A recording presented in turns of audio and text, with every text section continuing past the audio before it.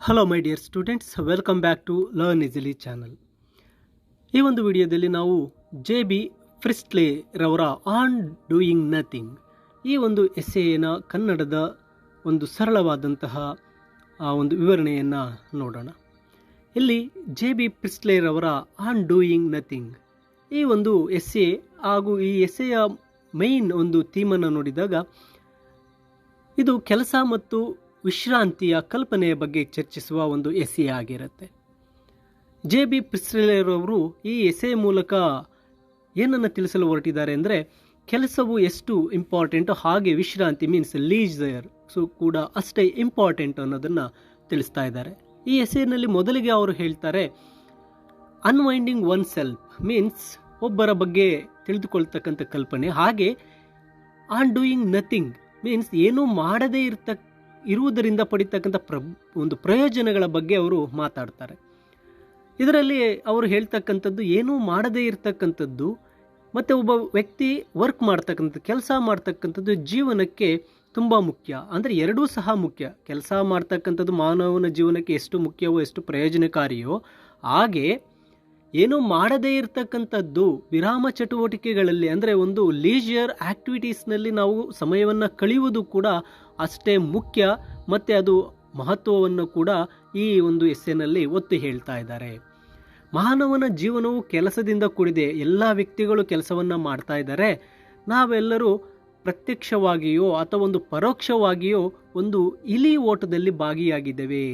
Rat race, ಇಲಿ ಓಟದಲ್ಲಿ ಭಾಗಿಯಾಗಿಬಿಟ್ಟಿದ್ದೇವೆ. ಅಂತಹ ಜೀವನವು ನಮಗೆ ಅವಶ್ಯಕ ಮತ್ತು ನಮ್ಮನ್ನು ಸಮೃದ್ಧವನ್ನಾಗಿ ಸಹ ಮಾಡುತ್ತೆ. ಒಂದು ಇಲಿ ಓಟದಲ್ಲಿ ಎಲ್ಲರೂ ಜೀವನದಲ್ಲಿ ಒಂದು ರೇಸ್ನಲ್ಲಿ ಪಾಲ್ಗೊಂಡ್ಬಿಟ್ಟಿದ್ದೇವೆ. ಆದರೆ ಅದು ಎಲ್ಲ ವಿಷಯಗಳ ಆರಂಭ ಮತ್ತು ಅದು ಅಂತ್ಯ ಅಲ್ಲ ಅಂತಕ್ಕಂಥದ್ದನ್ನು ಹೇಳ್ತಾರೆ. ಸೊ ಅದರಾಗಿ ಅವರು ಹೇಳ್ತಾರೆ, ನಾವು ನಮ್ಮ ಜೀವನದಲ್ಲಿ ಕೆಲಸವನ್ನು ಮಾಡ್ತಾ ಇದ್ದೇವೆ. ಕೆಲಸವೇ ಪ್ರಪಂಚವೇ ಅಲ್ಲ, ಕೆಲಸದ ಹೊರತಾಗಿಯೂ ಒಂದು ಪ್ರಪಂಚ ಇದೆ. ಅದು ಲೀಜರ್ ಆಕ್ಟಿವಿಟೀಸ್ ಮತ್ತು ಪಾಸ್ಟ್ ಟೈಮ್ ಆಕ್ಟಿವಿಟೀಸ್ ಅಂತಕ್ಕಂಥದ್ದು ಹವ್ಯಾಸಗಳ ಪ್ರಪಂಚವೂ ಕೂಡ ಹೊಂದಿದೆ. ಕೆಲಸ ಒಂದೇ ನಮ್ಮ ಜೀವನ ಅಲ್ಲ, ಅದರ ಜೊತೆಗೆ ನಮಗೆ ರೆಸ್ಟ್ ಹಾಗೆ ಲೀಜರ್ ಟೈಮ್ ಆಕ್ಟಿವಿಟೀಸ್ ಅನ್ನೋದು ಸಹ ಒಂದು ಪ್ರಪಂಚ ಇದೆ. ಅದು ನಮಗೆ ಬೇಕಾಗಿದೆ ಅಂತಕ್ಕಂಥದ್ದನ್ನು ಹೇಳ್ತಾರೆ. ನಾವೆಲ್ಲರೂ ಸಹ ಅಂಥ ವಿಷಯಗಳಲ್ಲಿ ನಾವು ಕಾನ್ಸಿಯಸ್ಲಿ ಮೀನ್ಸ್ ಪ್ರಜ್ಞಾಪೂರ್ವಕವಾಗಿ ನಮ್ಮ ಸಮಯವನ್ನು ಕಳಿಬೇಕು. ಕೇವಲ ಕೆಲಸದಲ್ಲೇ ದುಡಿಯುವುದರಲ್ಲೇ ಸಂಪಾದನೆಯಲ್ಲೇ ಅಲ್ಲ, ನಮ್ಮ ವಿರಾಮ ಸಮಯವನ್ನು ಕೂಡ ನಾವು ಇಲ್ಲಿ ಕಳೆಯಬೇಕು ಅಂತ ಹೇಳ್ತಾರೆ. ಅದರಲ್ಲಿ ಪ್ರಕೃತಿ ಅಂತಕ್ಕಂಥದ್ದು ತುಂಬ ಸುಂದರವಾಗಿದೆ. ಅದು ನಮ್ಮ ಮನಸ್ಸನ್ನು ತುಂಬ ಶಾಂತಗೊಳಿಸುತ್ತೆ. ಅದು ಒಬ್ಬ ಶಿಕ್ಷಕ ಅಂದರೆ ಆ ಪ್ರಕೃತಿ ಅನ್ನೋದು ಎಲ್ಲರಿಗೂ ಒಬ್ಬ ಶಿಕ್ಷಕನಾಗಿ ಕೆಲಸ ಮಾಡುತ್ತೆ. ಅದರ ಜೊತೆಗೆ ಆ್ಯಸ್ ಎ ನರಿಷರ್ ಒಬ್ಬ ಪೋಷಕನಾಗಿಯೂ ಕೂಡ ಪ್ರಕೃತಿ ಕೆಲಸ ಮಾಡುತ್ತೆ. ನಾವು ನೇಚರನ್ನು ಅನುಭವಿಸಬೇಕಾಗಿದೆ. ಇಲ್ಲಿ ಪ್ರಕೃತಿಯು ನಮ್ಮ ಮಾನಸಿಕ ಆರೋಗ್ಯವನ್ನು ಮತ್ತೆ ಮರಳಿ ಪಡೆಯಲು ನಮಗೆ ಸಹಾಯ ಮಾಡುತ್ತೆ. ಮತ್ತು ಅದು ನಾವು ಉತ್ತಮವಾಗಿ ಹೆಚ್ಚು ಪರಿಣಾಮಕಾರಿಯಾಗಿ ಕೆಲಸ ಮಾಡೋದಕ್ಕೆ, ಆ ಕೆಲಸದ ಸ್ಥಾನವನ್ನು ತುಂಬೋದಕ್ಕೆ ನಮಗೆ ಒಳ್ಳೆ ರಿಫ್ರೆಶ್ಮೆಂಟನ್ನು ನೇಚರ್ ಅಂತಕ್ಕಂಥದ್ದು ಕೊಡುತ್ತೆ ಅಂತ ಹೇಳ್ತಾರೆ. ಆದರೆ ವಿಪರ್ಯಾಸ ಏನಪ್ಪ ಅಂದರೆ, ಬಹಳಷ್ಟು ಜನಕ್ಕೆ ಈ ಒಂದು ಮೌಲ್ಯ ತಿಳಿದಿಲ್ಲ. Not many people realise this value. ಈ ಒಂದು ಮೌಲ್ಯ ಬಹಳಷ್ಟು ಜನರಿಗೆ ಗೊತ್ತಿಲ್ಲ. ಆ ಜನರೆಲ್ಲ ಏನು ಮಾಡ್ತಾ ಇದ್ದಾರೆ, ತಮ್ಮ ಜೀವನದ ಬಹುಪಾಲು ಸಮಯವನ್ನು ಏನು ಮಾಡ್ತಾ ಇದ್ದಾರೆ, ತುಂಬ ವೇಗವಾಗಿ ಕಳೀತಾ ಇದ್ದಾರೆ. ಅವರು ಆ ಪ್ರಕೃತಿಯನ್ನು ನೋಡ್ತಾನೆ ಇಲ್ಲ, ಪ್ರಕೃತಿಗೆ ಅವರು ಹೋಗ್ತಾನೆ ಇಲ್ಲ, ಹಾಗೆ ಮುಂದೆ ಸಾಗ್ತಾ ಇದ್ದಾರೆ. ಲೇಖಕರು ಜೀವನದ ಅಂತಹ ಕಲ್ಪನೆಗೆ ಬದ್ಧರಾಗಿರೋದಿಲ್ಲ ಅಂತ ಹೇಳ್ತಾರೆ. ಅಂದರೆ ಪ್ರಿಸ್ಟ್ಲೆರವರು ನಾನು ಈ ರೀತಿಯಾಗಿಲ್ಲ ಅಂತ ಹೇಳ್ತಾರೆ. ಅದರ ಜೊತೆಗೆ ಅವರು ಹೇಳ್ತಾ ಇದ್ದಾರೆ, ನಮಗೆ ಕೆಲಸದ ವಿರುದ್ಧ ನಮಗೇನು ಮಾತಾಡ್ತಾ ಇಲ್ಲ, ಅವರು ಕೆಲಸ ಮಾಡಬಾರ್ದು ಅಂತ ಹೇಳ್ತಾ ಇಲ್ಲ. ಹೇಗೆ ಕೆಲಸವು ನಮಗೆ ತುಂಬ ಇಂಪಾರ್ಟೆಂಟ್ ಇದೆಯೋ ಅದರ ಜೊತೆಗೆ ಆ ಒಂದು ರಿಫ್ರೆಶ್ಮೆಂಟ್ನೆಸ್ ಅನ್ನೋದು ಕೂಡ ತುಂಬ ಇಂಪಾರ್ಟೆಂಟ್. ಕೆಲಸ ಮುಖ್ಯ ಮತ್ತು ಅದು ಅವಶ್ಯಕ ಮತ್ತು ಅದು ನಮಗೆ ಬೇಕೇ ಬೇಕಾಗಿದೆ. ಕೆಲಸವಿಲ್ಲದಿದ್ದರೆ ನಮಗೆ ಸೋಮಾರಿತನ ಮತ್ತು ಯಾವುದೇ ಗುರಿ ಇರೋದಿಲ್ಲ, ಲೇಜಿನೆಸ್ ಅನ್ನೋದು ನಮ್ಮನ್ನು ತುಂಬಿಕೊಂಡ್ಬಿಡುತ್ತೆ. ಅದರ ಜೊತೆಗೆ ಅವರು ಹೇಳ್ತಾರೆ, ನಾವು ನಮ್ಮ ಕೆಲಸವನ್ನು ಪರಿಪೂರ್ಣ ವಿಶ್ರಾಂತಿ ಮತ್ತು ಹವ್ಯಾಸಗಳ ಮಿಶ್ರಣದೊಂದಿಗೆ ಬೆರೆಸಬೇಕು ಅಂತ ಹೇಳ್ತಾ ಇದ್ದಾರೆ. He only wants us to blend our work with the perfect mixture of rest and past times. ವಿಶ್ರಾಂತಿ ಮತ್ತು ಅದರ ಜೊತೆಗೆ ಹವ್ಯಾಸಗಳೊಂದಿಗೆ ನಾವು ಮಿಶ್ರಣ ಮಾಡ್ಕೋಬೇಕು ಅಂತ ಹೇಳ್ತಾರೆ. ಅದರ ಜೊತೆಗೆ ಹೇಳ್ತಾರೆ ನಾವು ಉತ್ತಮವಾಗಿ ಕಾರ್ಯನಿರ್ವಹಿಸಲು ಇವು ಸಹಾಯಕ. ವಿಶ್ರಾಂತಿ ಅಂತಕ್ಕಂಥದ್ದು, ಪಾಸ್ಟ್ ಟೈಮ್ ಆಕ್ಟಿವಿಟೀಸ್ ಅಂತಕ್ಕಂಥದ್ದು ಇದು ತುಂಬ ಸಹಾಯ ಮಾಡುತ್ತೆ ನಾವು ಕೆಲಸವನ್ನು ಸರಿಯಾಗಿ ನಿರ್ವಹಿಸಲು. ಆದ್ದರಿಂದ ನಾವು ಪ್ರಕೃತಿಯನ್ನು ಆನಂದಿಸಬೇಕು, ವಿಶ್ರಾಂತಿಯನ್ನು ಪಡೀತಕ್ಕಂಥ ಪ್ರಯತ್ನಗಳನ್ನು ಮಾಡಲೇಬೇಕು ಅನ್ನೋದನ್ನು ಹೇಳ್ತಾರೆ.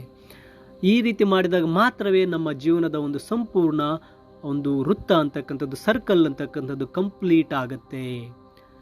ಹೇಳ್ತಾರೆ ನೋಡಿ, our lifes becomes complete circle when we do this. Means ಕೆಲಸದೊಂದಿಗೆ ನಾವು ಪ್ರಕೃತಿಯನ್ನು ಆನಂದಿಸ್ತಾ ವಿಶ್ರಾಂತಿಯನ್ನು ನಾವು ಸರಿಯಾಗಿ ಪಡೆದಾಗ ಮಾತ್ರವೇ ಕಂಪ್ಲೀಟ್ ಆಗುತ್ತೆ. ಅದಕ್ಕೆ ಅವರು ಒಂದು ಉದಾಹರಣೆಯನ್ನು ಹೇಳ್ತಾರೆ. ತಮ್ಮ ಸ್ನೇಹಿತರನೊಂದಿಗೆ ಅವರು ಆಗಾಗ ಏನು ಮಾಡ್ತಾರೆ, ಫೋರ್ಕ್ ಶೇರ್ನ ಒಂದು ಫಾಲ್ಸ್ಗೆ ತಮ್ಮ ಸ್ನೇಹಿತರೊಂದಿಗೆ ಪಿಕ್ನಿಕ್ಕನ್ನು ಹೋಗ್ತಾ ಇರ್ತಾರೆ, ಒಂದು ವಿಸಿಟಿಂಗ್ಸನ್ನು ಹೋಗ್ತಾ ಇರ್ತಾರೆ. ಯಾಕಂದರೆ ಅವುಗಳನ್ನು ಆನಂದಿಸೋಕ್ಕೆ, ಆ ಪ್ರಕೃತಿಯ ಜಲಪಾತಗಳನ್ನು ಆನಂದಿಸೋದಕ್ಕೆ ಅವರು ಅಲ್ಲಿಗೆ ಹೋಗ್ತೇನೆ ಅಂತ ಹೇಳ್ತಾರೆ. ಪ್ರಕೃತಿಯೊಂದಿಗೆ ಬೆರೆಯುವಿಕೆ ನಮ್ಮನ್ನು ಒಂದು ರೀತಿ ಸಂತರನ್ನಾಗಿ ಮಾಡುತ್ತೆ, ಆ ಒಂದು ಗುಣವನ್ನು ನಮ್ಮಲ್ಲಿ ಬೆಳೆಸುತ್ತೆ ಅಂತ ಹೇಳ್ತಾರೆ. ಅದರ ಜೊತೆಗೆ ಅವರು ಹೇಳ್ತಾರೆ ಸಮಯ ವ್ಯರ್ಥ ಮಾಡುವುದನ್ನು ಶಪಿಸ್ತಾ ಇರ್ತಾರೆ. ಅದರಲ್ಲಿ ಮಿಸ್ಟರ್ ಗಾರ್ಡನ್ ಸೆಲ್ಫ್ರಿಡ್ಜ್ ರವರು ಆ ಮಾತನ್ನು ಇವರು ಖಂಡಿಸ್ತಾರೆ.